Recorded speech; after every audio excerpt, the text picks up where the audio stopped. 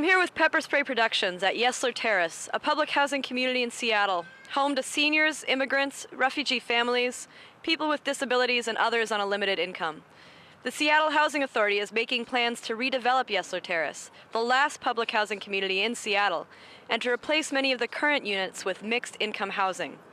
The Community Coalition for Environmental Justice is part of a broad-based coalition to create what they are calling a no-displacement zone in Yesler Terrace. The coalition is made up of community groups, housing advocates, neighbors, and community leaders. In June of 2004, the Yesler Terrace Coalition held a press conference as the opening salvo in their campaign to protect low-income housing at Yesler Terrace into the future. My name is Kate Villarreal. I'm a community organizer with the Community Coalition for Environmental Justice. And just to kind of put a face on Yesler Terrace, the population here is 42% non-native English speaking, primarily Vietnamese and East African descended immigrants. It's a place of vast cultural richness. If you disband Yesler Terrace, you're not just disbanding this anonymous public housing, you're disbanding a community of people. My name is Carolee Coulter. I live next door to Rainier Vista, a Seattle Housing Authority property that's already in the midst of redevelopment. And I hope that Yesler Terrace doesn't have to experience what Rainier Vista is going through now. And they say, yeah, we want mixed income, but what about low income? What about fixed income? I don't think those people are taken into this evaluative process that the Seattle Housing Authority is going through. I think enough is enough. I don't think these people should be forced and put in the same position as the people in Rainier Vista and Holly Park. I think we need to serve the people's needs who reside here right now. And I don't think we need to go any further until that's done, and we are sure that that's done. We know about the homeless in the city of Seattle. Close to 8,000 on a daily basis do not have a place. What we're concerned about is SHA's plans will increase those numbers. We're concerned about the livelihood of these people being disrupted and where our neighbors will be living and where they'll be able to call home. We're going to have to do something with Yesler Terrace because it's our oldest housing. It's very hard to keep from frightening these residents about planning that may affect their lives sometime 5 years from now, but we want to engage the community, and we believe we will do that to everybody's satisfaction over time. We're just not ready to begin this conversation for another year. Jumping to conclusions now, shortchanging a public process, and putting fear in the minds of our residents is really unfortunate at this time. There is nothing wrong with wanting information and asking questions up front. People have a right to know what's going on. There's a paper here that's in the Seattle Comprehensive Plan. They say they don't have a plan. This says, encourage increased housing density where appropriate, such as 12th Avenue and Yesler Way and in mid-sized zoned areas.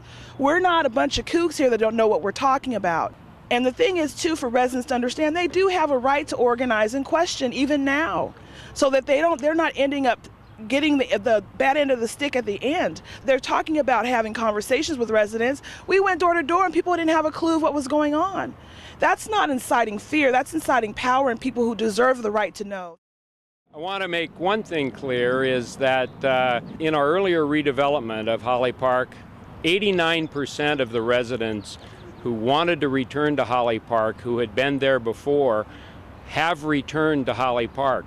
I find it appalling what I saw at Holly Park, where people were told that they would get these vouchers and if they desired they would be able to move back. Well, houses are costing $270,000, and it's very difficult for anyone moving out of the Holly Park or any other housing subsidized units and public housing to afford a $270,000 home. What I find extremely difficult is that the Housing Authority already owned the land. Why then would it cost that much for a home? I think what we've done is deconcentrate poverty in our previous Hope 6 projects, and all you need to do is to drive through New Holly to see that. Under the Public Disclosure Act, we got a listing of all the sites of Section 8 housing. Seattle Housing Authority was saying that for all the people displaced from Rainier Vista, they would get Section 8 vouchers and they would be able to live wherever they wanted to in the city. And what we discovered from this map we put together with all the sites of Section 8 housing is a concentration of poverty, not a deconcentration of poverty. We see that people given Section 8 vouchers are with high probability going to end up clustered in pockets of poverty along with other people living with Section 8 vouchers. And for this, people are uprooted from their homes. This isn't really about making lives better for people in low-income housing. This is about making high potential real estate valuable to its owners who want to develop it. The religious community of the city of Seattle calls its members to become more aware of this issue. We will continue to work on this with our friends behind us.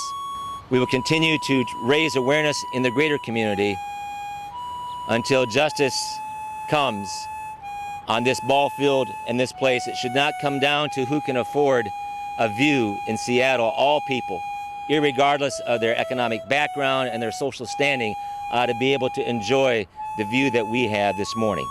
We are a very broad-based coalition, and we're here primarily to support the tenants, the people that live here.